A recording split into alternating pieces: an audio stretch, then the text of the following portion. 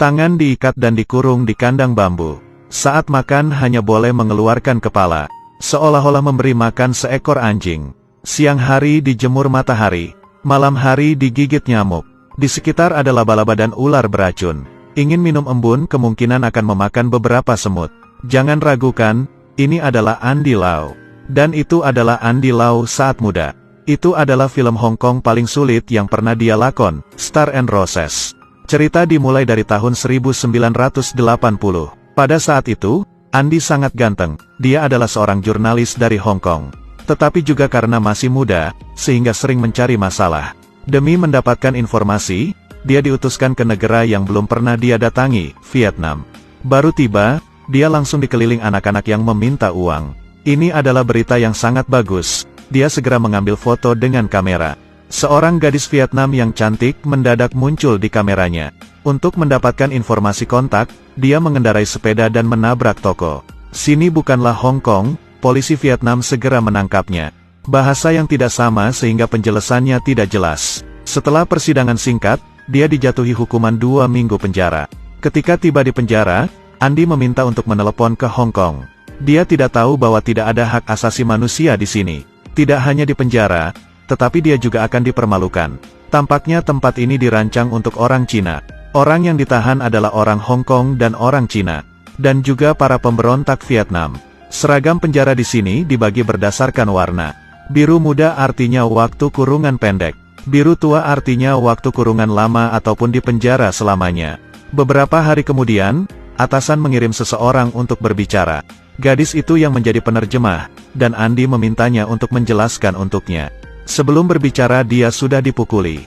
Gadis itu tidak sanggup melihatnya dan hanya meninggalkan pesan. Jika perlu bantuan, minta bantuan pada Palang Merah besok. Tapi keesokan hari, orang Palang Merah baru sampai sudah diminta pergi. Melihat mereka akan pergi, Andy segera mengejarnya.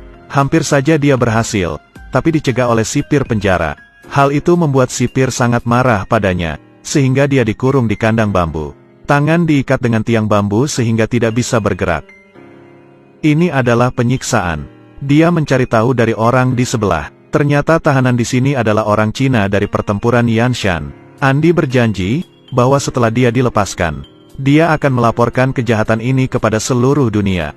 Namun, tidak mudah untuk keluar dari sini. Andy pergi ke Vietnam untuk urusan bisnis. Tetapi dia membuat kesalahan kecil sehingga dibawa ke penjara. Saat makan, penjaga membuka pintu kecil agar kepala bisa keluar. Ini seperti memberi makan anjing. Ini adalah penghinaan.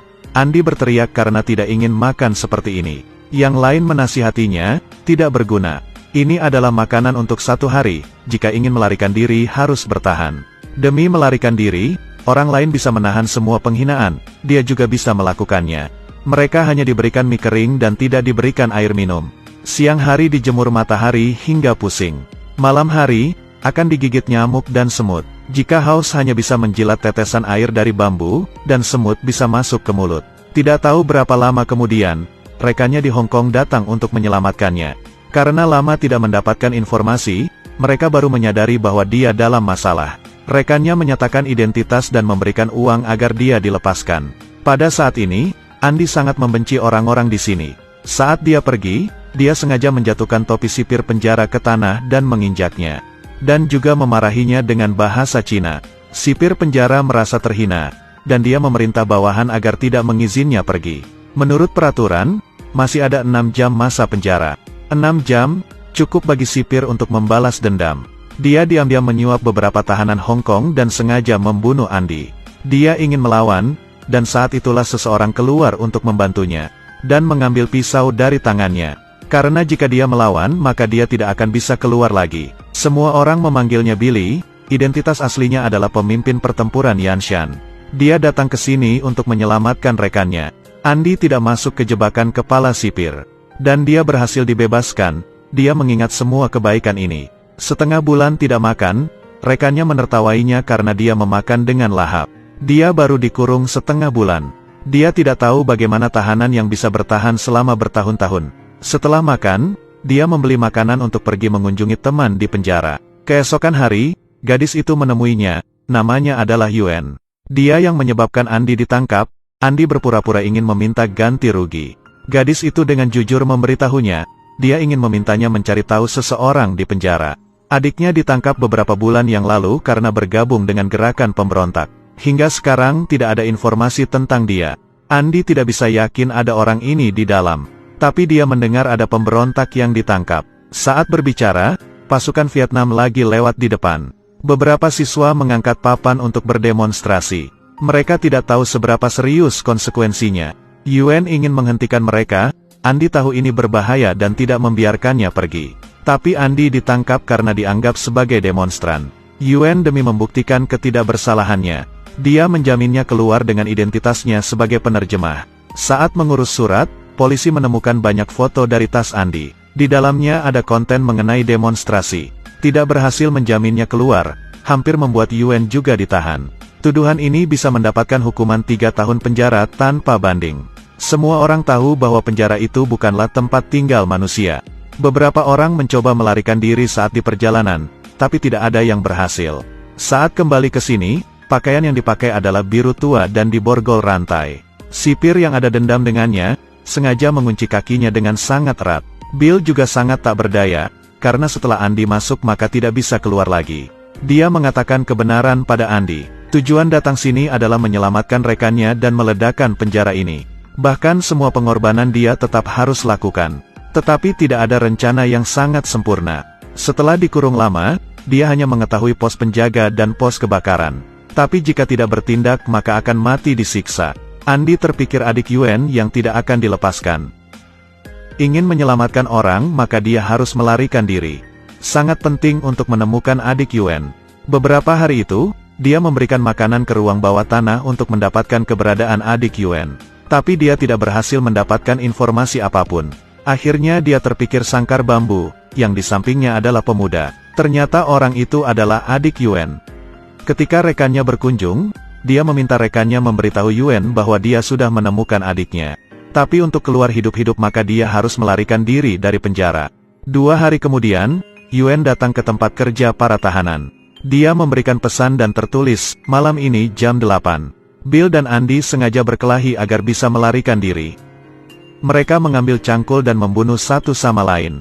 Ini sebenarnya adalah rencana mereka untuk bersembunyi di rumput dan membuka rantai kaki. Para penjaga tidak peduli dengan mereka dan membiarkan mereka saling membunuh. Mereka menghentikannya saat hampir selesai bekerja. Menjelang gelap, Yuen berpura-pura melakukan pekerjaannya untuk mengeluarkan jeep pemimpin. Dia sengaja merusak mobil di dekat penjara demi mendekati sipir penjara. Malam hari dia mengajak sipir penjara untuk minum bersama. Para sipir yang minum bir tidak merasa curiga. Larut malam, kedua orang membuka rantai mereka. Saat ini mereka menunggu isyarat Yuen. Saat itu terjadi kebakaran di dapur sehingga semua penjaga sibuk memadamkan api.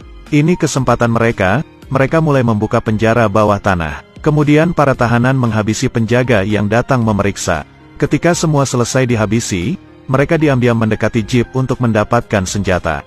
Tapi terlalu banyak orang untuk diselamatkan, mobil tidak bisa menampung mereka. Melihat musuh berkumpul di sekitar, mereka terpaksa melawan. Sayangnya, adik Yuen yang baru berhasil kabur ditembak oleh sipir penjara. Saat itu, semua tahanan berusaha melarikan diri. Andi pergi ke gudang senjata untuk mengambil senjata, tapi diketahui oleh sipir penjara. Saat berkelahi, dia mendorong sipir penjara ke dalam kompor api. Lalu dia menutup pintu kompor itu. Berapa banyak orang Cina yang disiksa oleh sipir penjara ini? Dengan senjata, tahanan yang tertindas akhirnya bisa membalas dendam. Mereka melakukan pertempuran dengan tentara Vietnam.